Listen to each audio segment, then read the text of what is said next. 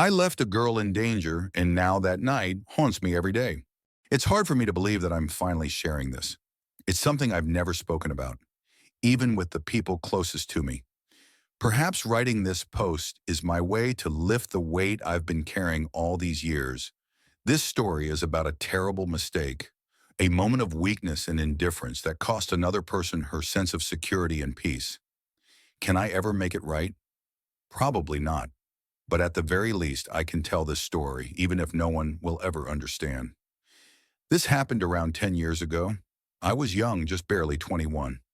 I felt like I was on top of the world, living in a protected bubble where the future seemed boundless. I was in my third year of university, and I had everything one could want at that age. Close friends, good grades, popularity. I was always at the center of the crowd, the one who knew where and when the best parties were. And all those nights seemed endless, full of adventure and carefree fun. That night, my friends and I gathered at a new club. It had just opened, and everyone wanted to check it out. Inside, there was chaotic energy, music, people, lights, laughter.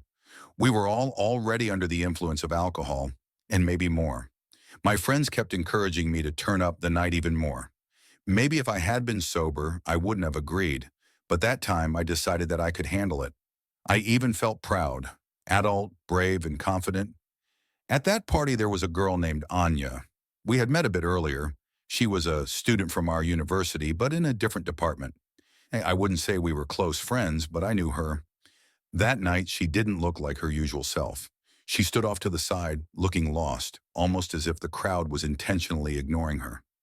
I remember going up to her and asking if she was okay. She smiled, but her eyes were sad. Later, I found out that she had recently broken up with her boyfriend, and she was having a hard time dealing with it. She admitted that she felt broken, destroyed, and, most of all, terribly lonely. We talked for a while, and I felt some kind of responsibility for her. I remember saying to her, "Hey, if you want, I can give you a ride home when it's time to go." She nodded and even seemed a bit relieved, which reassured me. By the time we decided to head home, it was already past midnight. I was with a group of friends, and we all piled into my car. Anya sat in the front passenger seat next to me. The road was empty, so I decided to speed up a bit to get everyone home faster. But almost as soon as we left, she began to tell me something I didn't expect. She said she was afraid to go home alone, that she felt worthless. She spoke slowly, choosing her words carefully as if afraid of scaring me with her honesty. I wasn't ready for this, and I probably couldn't fully understand the depth of her despair. I brushed her off, saying something reassuring without really paying attention to her problems, because it didn't seem important to me at the time. I was too preoccupied with my own thoughts, my own plans. Instead of genuinely supporting her, I just tossed out a few words like, "It'll be okay. Don't worry." We stopped near her house. She sat in the car for a long time, and I could feel the tension in the air, but I didn't take it seriously. Finally, she quietly got out of the car, and when she looked back, she gave me one last look, empty, sad, and broken. I ignored my instinct once again. Part of me wanted to get out and make sure she actually went inside, but I stopped myself. "She's an adult. She'll be fine," I told myself, started the engine, and drove off. The next morning, I was woken up by a call from one of our mutual friends. His voice was trembling, and he said that Anya never made it home. The police started an investigation, and it took them a few days before they found her in terrible condition.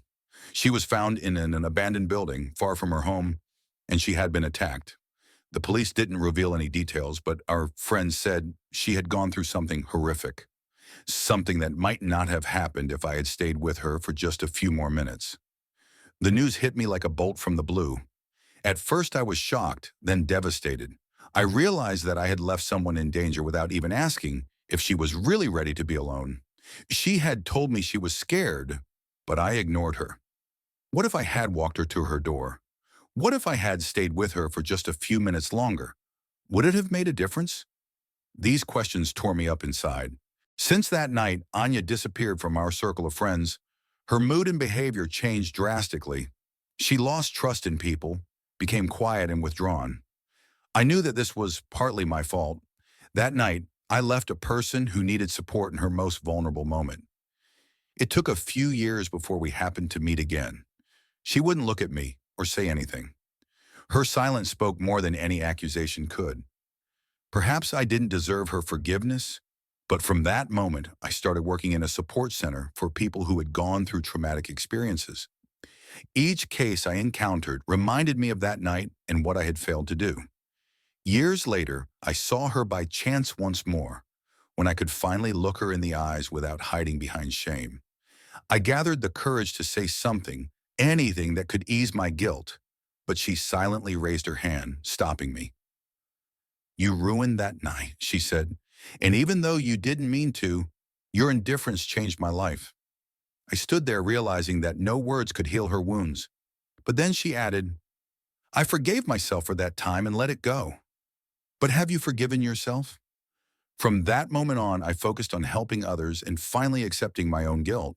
I realized that one careless act could become the biggest regret of my life.